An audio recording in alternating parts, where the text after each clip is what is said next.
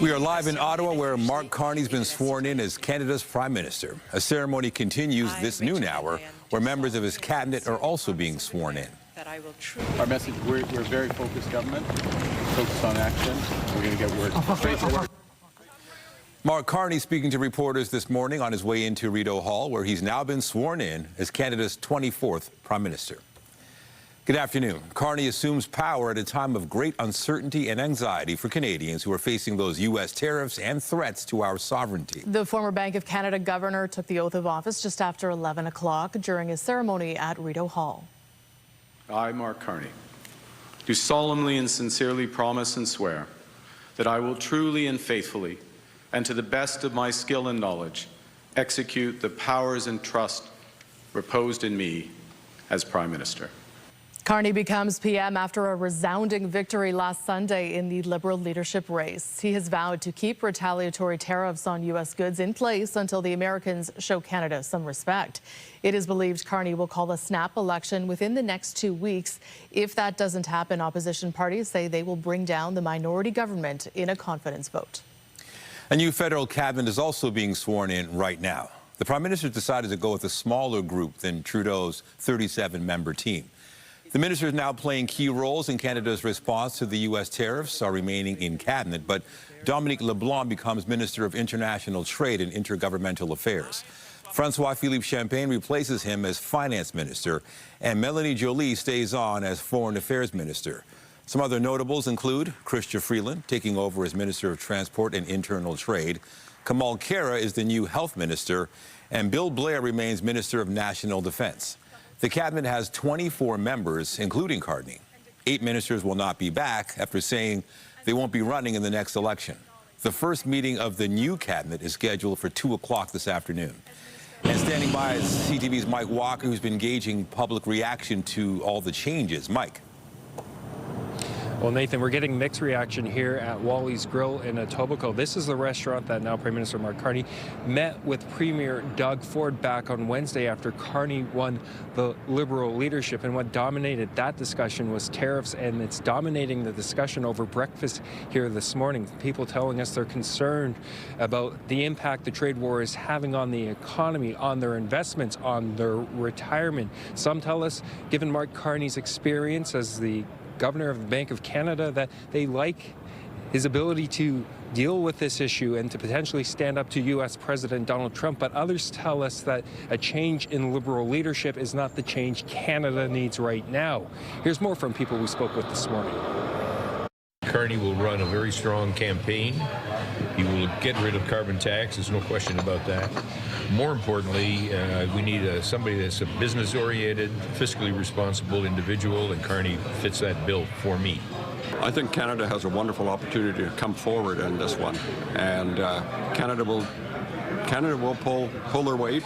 There'll be a good, strong team that goes to work in Ottawa.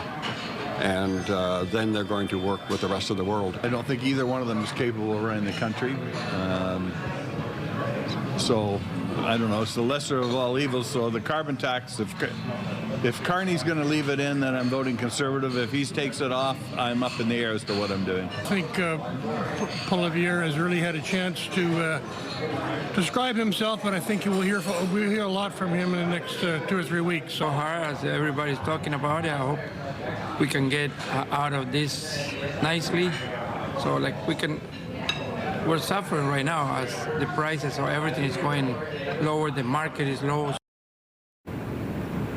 Now, one thing we heard over and over again from people this morning, regardless of where they sway politically or who they support, is that they would like to see an election called as soon as possible. And it's been reported, it's widely expected that that could be coming down in the coming days or weeks.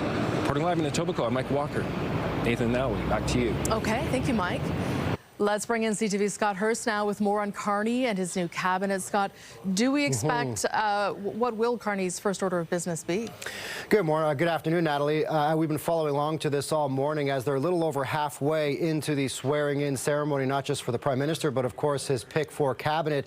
Now, Mark Carney takes over as Prime Minister at an incredibly difficult time, lots of uncertainty, and the potential for a significant upheaval in our country. As we all know, our closest ally and largest trading partner governor has been actively undermining our sovereignty and taking aim at our economy. So really the first course of action will be dealing with the Trump administration and the threat of tariffs, as we've been seeing the Liberal government continue to do throughout this transition process. Just yesterday, of course, we saw some ministers down in Washington, D.C. for a meeting with some of the Trump administration officials. But very soon after, you can expect an election call to follow, likely sometime late next week before Parliament resumes, most likely is what many are expecting, and that is the week after next on Monday, March 24th, because the opposition parties have vowed to bring this government down, a vote of non-confidence, as soon as Parliament resumes. So we're expecting an election call,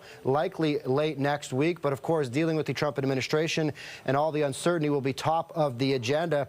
Now, the Liberals have seen quite a bump in support through the Liberal leadership campaign. According to many pollsters, they've seen their fortunes turn around, as they've been for quite a long time before that, significantly dropping in the polls compared to the Conservatives.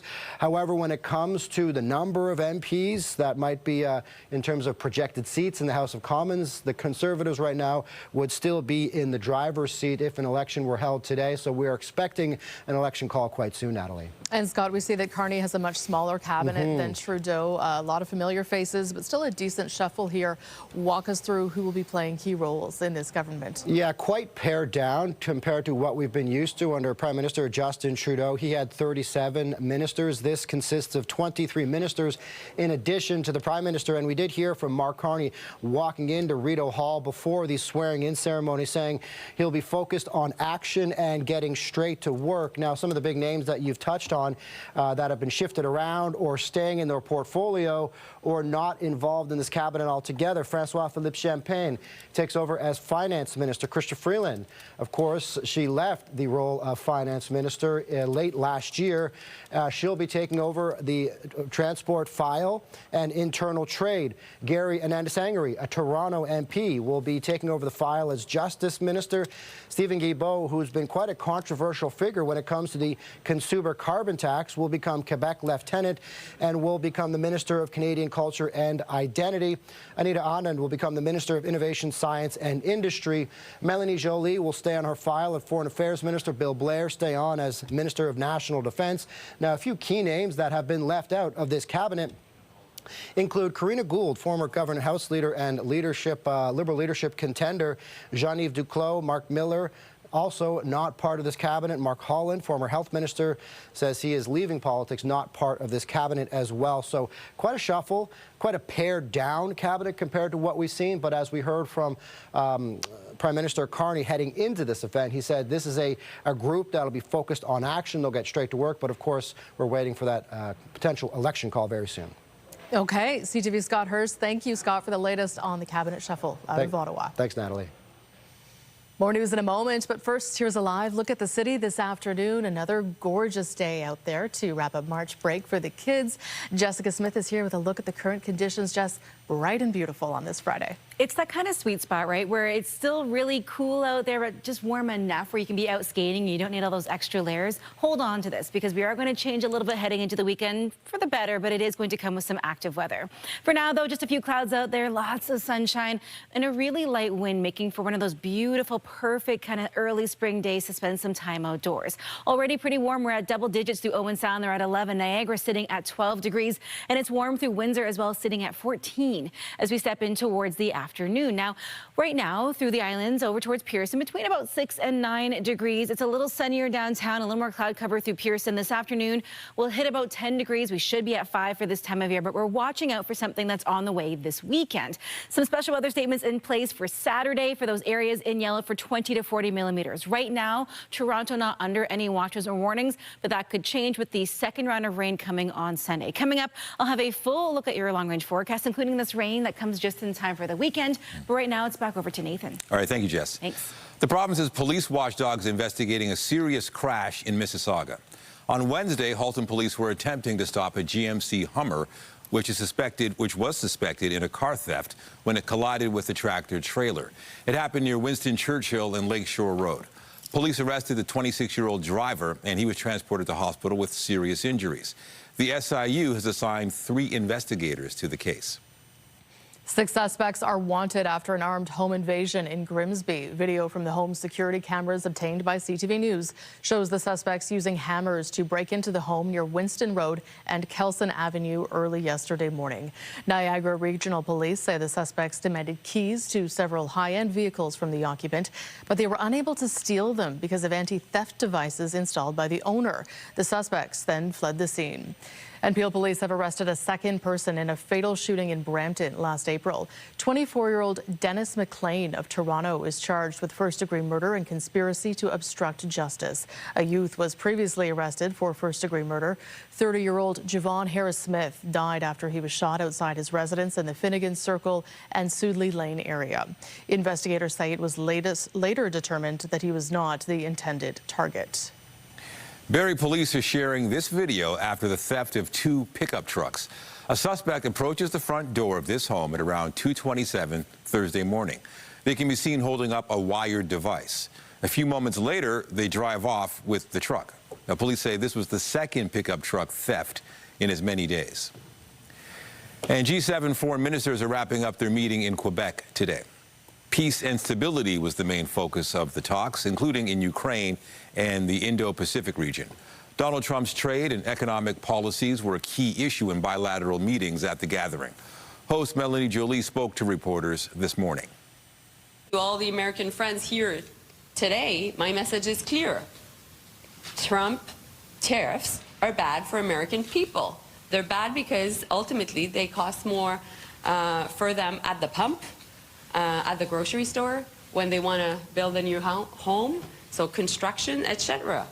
And this will drive inflation, and this can hurt many American people's jobs. So there are no winners in trade wars.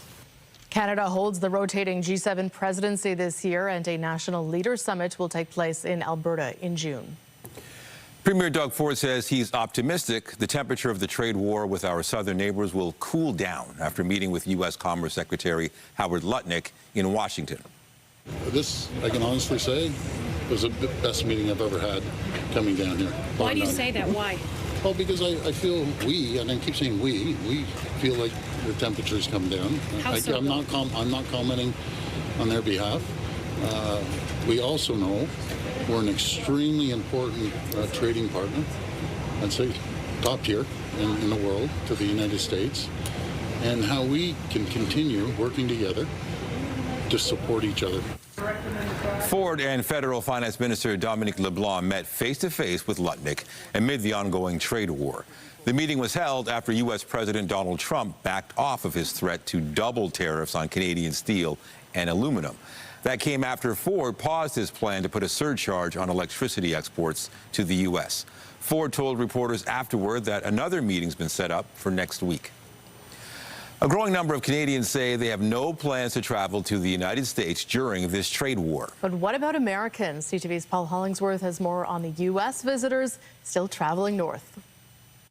A trip to Nova Scotia every summer from his home in Delaware is a tradition for Arthur Elston and his wife. This year is no different. Our best friends live up there. We're going to come up and visit them for a couple weeks, and we enjoy being with them. Elston won't be alone. Group travel and cruise ship travel is increasing from the United States. Even as trade war tensions rise between Canada and the U.S., bookings are up. Nova Scotia is expecting a heavy volume of American visitors this summer. We're 40.5% increase in sales over last year to date. The dollar's exchange rate appears to be too good to pass up. They'd like to vacation. They'd like to come to Canada. They'd like to take advantage of that 69-cent Canadian dollar and spend their money here. If Americans are choosing Atlantic Canada as a preferred summer destination, in Quebec, it seems Canadian pride is boosting tourism. According to the Quebec Tourism Industry Alliance, 45% of the people who had planned a trip to the U.S. have canceled. 49% of those plan to vacation in Quebec, which could boost provincial tourism by $1.5 billion. We don't need their lumber. As for U.S. President Donald Trump's attitude towards Canada, Elston is taking the high road and is tuning him out. I'm not a big fan of what he's doing, but, you know, it's not going to affect what I do. At this stage of life, he wants to spend quality time with his friends and is not concerned about politics. Paul Hollingsworth, CTV News, Halifax. Comic-Con has made its return to Toronto. The annual comic book and pop-up culture convention is taking over the Metro Convention Centre. CTV's Scott Lightfoot is live with more. Hey, Scott, how are things going? You know, Nathan, there's no shortage of things to do down here. Really, no shortage of things to see. It's head on a swivel. I don't know who half these characters are, but there is so much going on down here. Tens of thousands of people expected to pass through the Metro Toronto Convention Centre this weekend as part of the annual Comic-Con. It is probably fair to say that most of them will be dressed up in some form of fashion. Lots of costumes, lots of wigs, lots of makeup on display here. Now, attendees can check out celebrity appearances, cosplay, comics, anime, sci-fi, horror, animation, gaming. There are also panels, demos, workshops, and there's plenty of merchandise and memorabilia for sale here as well. But, you know, most of the attendees that we spoke to this morning said it's not really about any of that. It's really just all about community. The most exciting part for me is getting into the cosplays. It gives me a chance to express the characters I like and meet other people from the same fandoms who like the same characters as me.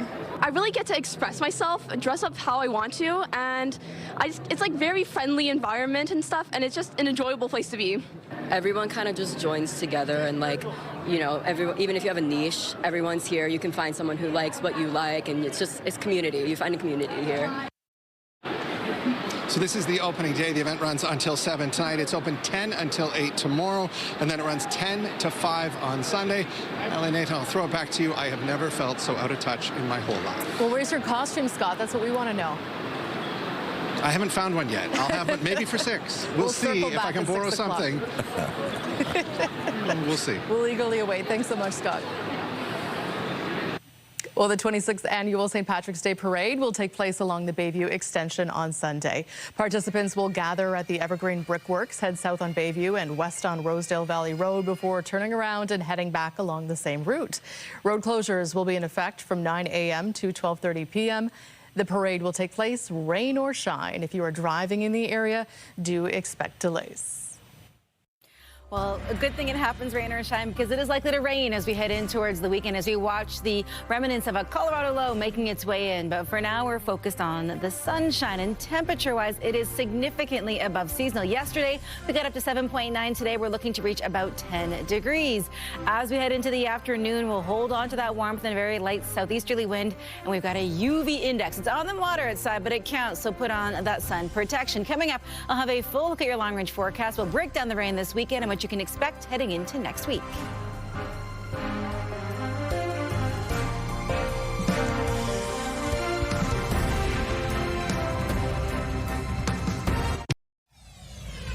And we want to take you back to Ottawa, where the swear-in ceremony is wrapping up. Let's listen in live.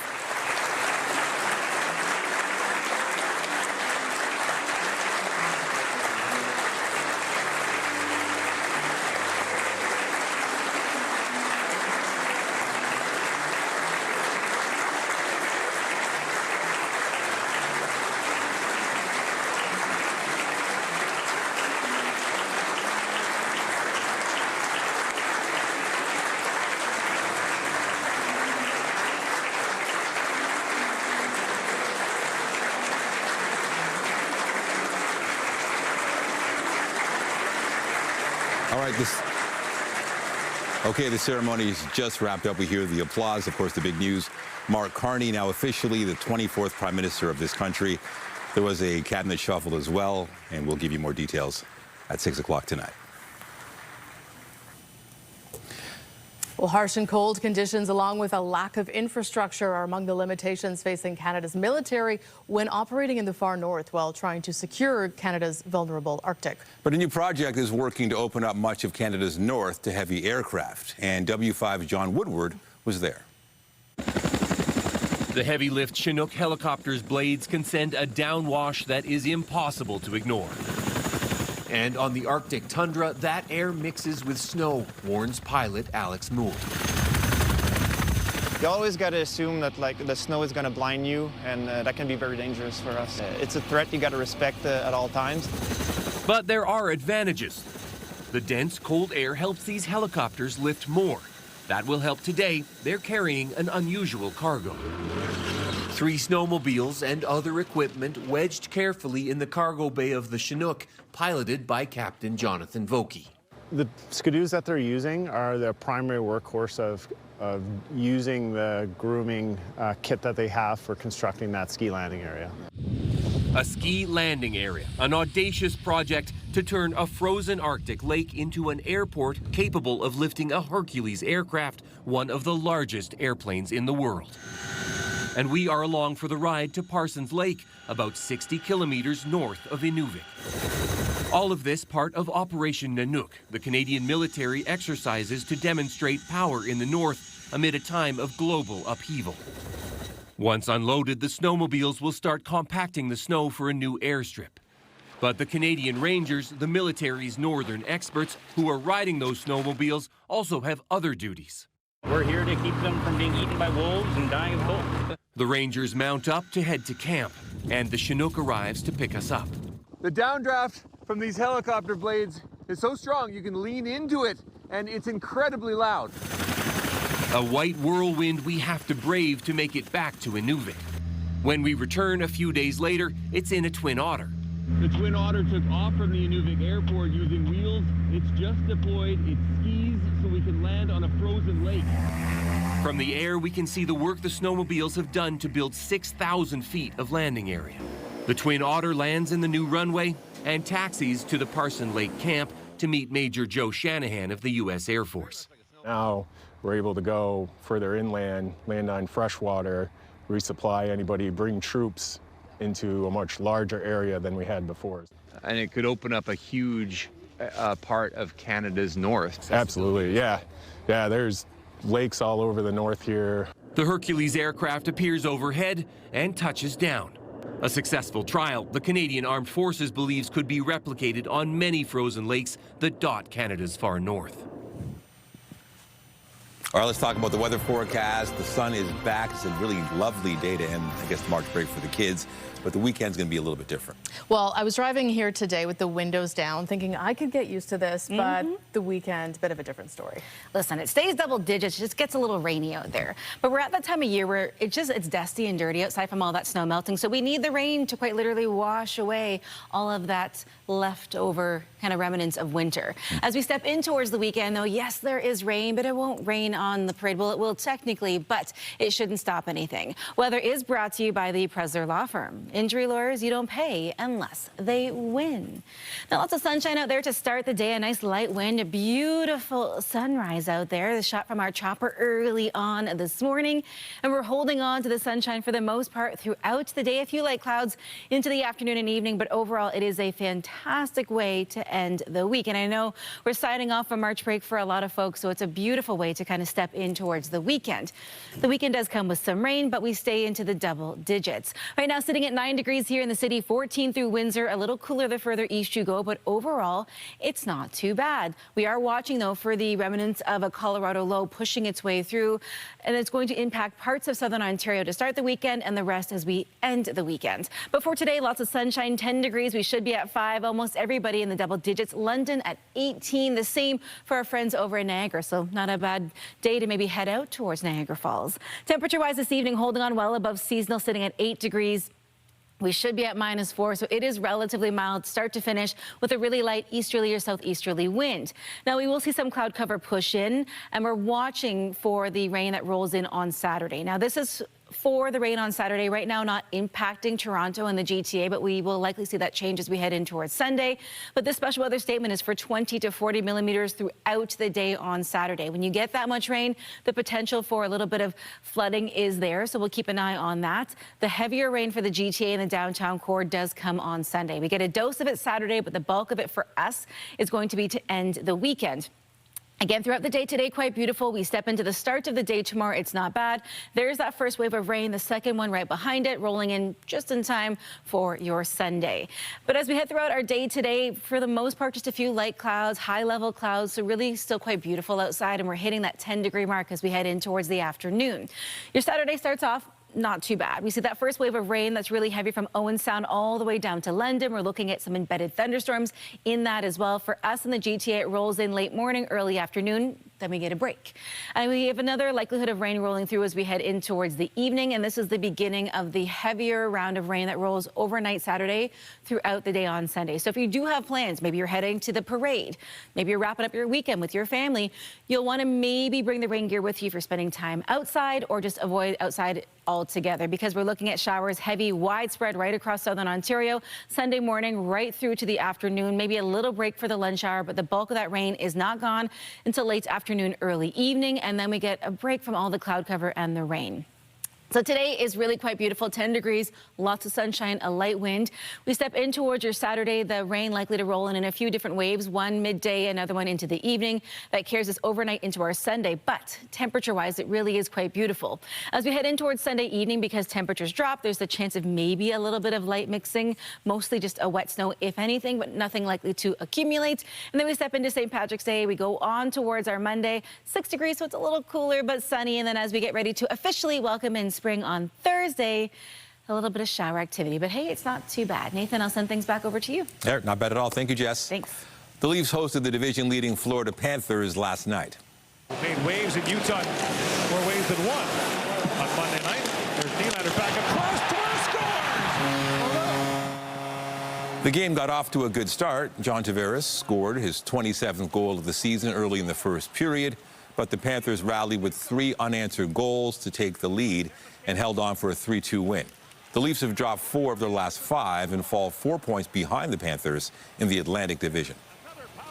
We're going to get some confidence out of this game because we started to play our best hockey in the third, and we're, all over them. So just got to find a way to put a full 60 together like that, and that's when we can start beating teams like that, because that's the measuring stick over there. You always want to be better. Trust me, we got to push through this and get better. But, we competed hard, and it was a hard game. The Leafs' next game is tomorrow when they host the Senators. The Raptors will be looking to continue their winning ways tonight when they visit the Utah Jazz. Toronto is coming off a 118-105 victory over Philadelphia on Wednesday. It was the Raptors' second straight win. R.J. Barrett and Emmanuel Quickley are expected to return to the lineup tonight after they didn't play in the game against the 76ers. Tip-off is set for 9:30. The Blue Jays will square off against the Houston Astros in spring training action tonight. Toronto beat the Baltimore Orioles 6-4 yesterday. Vladimir Guerrero Jr. had a pair of hits and an RBI, while Dalton Varsho launched a 2-run shot. The Jays have now won 5 straight preseason games and sit atop the Grapefruit League standings with a 12-6 record. A girls' basketball clinic is being held today in Thornhill, led by WNBA officials. The goal is to showcase the future of women's basketball and elevate young athletes, and that's where we find CTV's Beth McDonnell, who joins us with more. Beth, how's it going? It's going great. The WNBA's Toronto Tempo will be playing their first game next year, and there is a lot of excitement about professional women's basketball in the GTA. And today we're at a girls' basketball clinic. It's run through the Coalition Basketball League, which is a competitive basketball league here in Ontario. And these are grade 5 and grade 6 girls who are in that league, and they've signed up to be here today with leadership by an assistant coach from the Connecticut Sun. So there is a lot of excitement to learn from her, learn about the different opportunities in basketball, improve skills. And so to have this caliber of skills and training is really special for these girls. And later today, older girls are going to take the court. This clinic runs for girls all the way up through to the end of high school. Reporting live, I'm Beth McDonnell. Back to you. Thank you, Beth. You're watching CTV News at noon. Stay with us.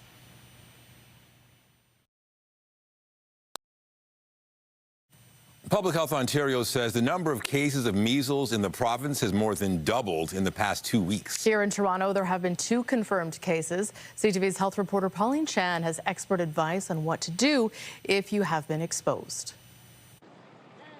Toronto Public Health is currently warning the public about potential exposure to measles after a flight arrived on March 2nd from Tokyo, Japan. Anyone on Air Canada Flight 002, a direct flight from Tokyo to Toronto, or who was at Pearson International, Terminal 1, from 4:50 p.m. to 7:40 p.m. on March 2nd, may be affected. Sounds like a super big window, but that's because measles is so infectious. It can float around in the air and still infect you 2 hours after the person with measles has left the room. Dr. Elizabeth Ray says the first thing is to check your vaccination records to confirm you've received the required 2 doses of vaccine. For the city of Toronto, this is only the 2nd person diagnosed with measles so far this year. But many other communities have seen cases as well, such as Windsor, which recently sent out a public health notice about possible exposures at 3 locations on March 7th to 8th. There are measles outbreaks declared in Southwest Ontario, in Northwest Ontario now. Through the GTA, there are individual people with measles. So that more than 140 so far this year is way more than the entire decade, 2013 to 2023. Dr. Alan Grill, Chief of Family Medicine at Markham Stouffville Hospital, says measles was declared eradicated in Canada in 1998. Now, we're starting to look out for any patient that comes to our office with the classic signs of measles. You know, they call it the 3 C's. There's cough, there's something called coryza, which is where you get this sort of runny nose, and conjunctivitis, sort of like, you know, red, watery eyes. Canadian children are typically vaccinated against measles at 1 year of age, and they get a booster around 4 to 6 years of age. That's the key. Ensure that the vaccine rates are high, 95+%, so we don't see community transmission when we get these inevitable imported cases. And for the rare few who have no way to track down their vaccine records, experts say a 3rd dose, just to be sure, won't hurt you. Pauline Chan, CTV News. Ottawa is offering a path to citizenship for so-called lost Canadians after missing a court-mandated deadline to address their situations. Back in 2009, the Conservative government changed the law so Canadians born abroad as citizens couldn't pass those rights down to future generations. Then in 2023, the Ontario Superior Court of Justice found the law was unconstitutional. Immigration Minister Mark Miller says Ottawa is asking for a 12-month extension to get a related law passed, with the court's deadline to do so coming next week. But those affected by the change in rules can now apply for citizenship on a discretionary basis.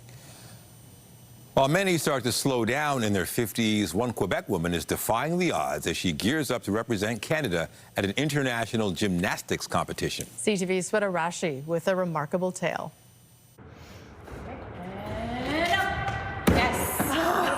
Yes. As a master's level gymnast, Milda Graham can flip, tumble, and do cartwheels with ease. She's keeping up with people less than half her age. She's 59. And then they see me tumbling, and then they're like, wait.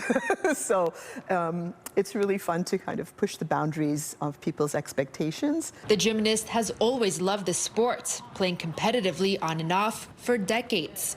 Something kept pulling me back. I think it was my inner child. Just really loved gymnastics as a kind of a pure expression. Warming up and doing stretches is a vital part of her routine. Graham says the key is listening to your body. You get a personal teaching experience of your own body to understand what you must accommodate. Graham has a serious competitive side too. In May, she will be competing at an international gymnastics competition in Germany. And although she was born in the U.S., Graham is hoping to bring back a medal for Canada. I've made my home in Montreal. I love Montreal, and the idea that I'm representing in this climate something that's really passionate to my identity and my locale and my community is off the charts for me. Up and come down. That's the best. Perfect solution. Her coach, Andrea Ropoleski, couldn't be more proud. I can't even describe it. I'm thrilled. I'm thrilled for Milda. She works hard for it. She always shows up. If anyone deserves to represent Canada, she does. And while the world of gymnastics might look a certain way, Graham is hoping her story inspires change. I feel like I'm standing up for, women and women's bodies. Proving that age is truly just a number. Sweta Rassi, CTV News. Canadian music icon Anne Murray is set to receive a major honor at this year's Juno Awards. Spread your tiny wings and fly away. The Canadian Academy of Recording Arts and Sciences announced Murray will receive the Lifetime Achievement Award presented by the National Arts Centre. Organizers say Murray is the first artist to receive the award, which has not been given out since Pierre Junot received it in 1989. This year's Juno Awards will be handed out Sunday, March 30th. Still to come on CTV News at noon is the buy local push leaving strawberries on the shelves. Demand drops for some U.S. products as Canadians flex their purchasing power. Toronto's top stories, breaking news alerts, and watch live. Download the CTV News app. A Canadian woman who has been detained in the United States for 12 days is pleading for her release. The BC woman was trying to cross from Mexico into California when she was stopped over what she calls a visa issue. CTV's Alex Carper talked to Jasmine Mooney to get her side of the story. I've been here detained in different jails for 11 days now, and I haven't been talked to by a single person. Jasmine Mooney, pictured here in happier days, managed to connect with a phone call from a regional detention center in Arizona. It's the most inhumane thing I've ever seen. My name is Jasmine Mooney. Mooney says she was living in Los Angeles working for a beverage company called Holy Water when her visa was revoked. She's not sure why, but is guessing it had to do with what she was selling. They had an issue with one of the ingredients in one of the products, and it was hemp, and I had no idea that that would be an issue. Mooney was in Mexico and attempted to enter at a San Diego border crossing where she says she got her first visa approved. She was hoping to get another. Instead, she was detained. I was in an immigration office reapplying for my work visa to America, which I previously had, and without any warning about what was about to transpire. She's since been moved from San Diego to Arizona, where she says she's sharing a massive jail cell. The food is not food. The water is disgusting. I didn't eat for the first 6 days because I knew I would get sick. Alexis Eagles, Jasmine's mother in Abbotsford, BC, is desperate to get her daughter out. We just aren't getting any results. We're very concerned about the living conditions that Jasmine is in right now, and we just want her home. Global Affairs Canada told CTV News they are aware of Mooney's detention and are working to gather more information from American authorities. The family has started a petition and online pleas for Mooney's release. It doesn't seem right. It doesn't seem like something needs to be done. We can't just leave her there. Alex Carper, CTV News, Winnipeg. As a trade war with the U.S. wages on, there is a battle being fought in supermarket aisles. For consumers looking to support Canada, it can come at a cost. Many shoppers are determined to find something local amid the always changing trade war. But there's sticker shock in the produce aisle at some grocery stores. Strawberries from the U.S. on sale for $1.99. Not enough to entice some shoppers amid the trade war. A regular price would be around $4, and experts note it's still cheaper than Ontario greenhouse-grown strawberries. The director of Agri-Food Analytics Lab says the full shelves of U.S. discounted products are a sign of pressure building on grocers as Buy Canadian continues to gain momentum. This as major grocers continue to identify Canadian products with maple leaf labels, and now Loblaw is announcing it will use a T label to identify products affected by tariffs. The company's CEO says it will help consumers make informed choices. Loblaw has said prices could increase in the coming weeks, starting with produce. Charlevoix believes the uncertainty of the trade war is driving up the cost of everything. Experts questioning how long the buy domestic sentiment will last. For some, it's a matter of principle. For others, the increased costs may be too much. Food prices are projected to increase by up to 5% this year. That's an extra $800 for a family. Researchers say right now that still remains the case, even with taking the trade war into account. All right, my apologies. The clips were missing on that story, but you can get it online. To other news, it's going to be a busy concert season this summer with many big acts making stops in the GTA, including the K-pop band Blackpink. The South Korean group has a loyal following, but some fans aren't happy about how tickets to their Toronto concerts were sold. CTV's Pat Foran has more. Blackpink has been called one of the biggest girl bands in the world. The 4 members are all talented in their own way and have all had successful solo careers. But they've come together for a tour, something many fans have been waiting for. This is the first time they gather again, so I was very excited to be able to watch all 4 of them. Yihan Lua of Toronto wanted to see the group with her friend, and since there was only one Toronto show, July 22nd, she paid $1,000 each for 2 tickets, and she and her friend would be seated in different sections. But hours after she bought tickets, the band announced they were adding a second show for the next day. It meant Luau could have sat with her friend, and the tickets would have been much cheaper. Right now, I think there's a lot of empty seats for the second show. We just don't want to go anymore. Chris Young of Markham and his wife both have birthdays in July and plan to take their children to see Blackpink. He paid almost $4,000 for 4 tickets, also in 2 different sections. When the second show was added, he and his family could have sat together at a much lower price. I feel very upset and I feel very bad for my kids as well because we aren't able to sit together. Both fans wanted refunds but couldn't get them. According to Ticketmaster's website, the artist sets their ticket prices and the artist plans their tour with their manager, agent, and promoter. Together, this group decides which venues to play and when to put tickets on sale. I think for decades, artists were seriously undervaluing what the price of a concert was. Eric Alper says concerts are now where artists make most of their revenue, and he doesn't blame them for charging what the market will pay. They're not making that much money on music streaming services. They're not making that much money on places like YouTube offering their videos. Everything is more expensive. Still, fans feel if an artist is going to play 2 shows in a city, they shouldn't say they're only going to play 1. That's just unfair, and that's a deception to the consumers. We really feel cheated. Pat Foran, CTV News. Coming up, a celestial spectacle lit up the night sky last night. More on the rare blood moon after the break.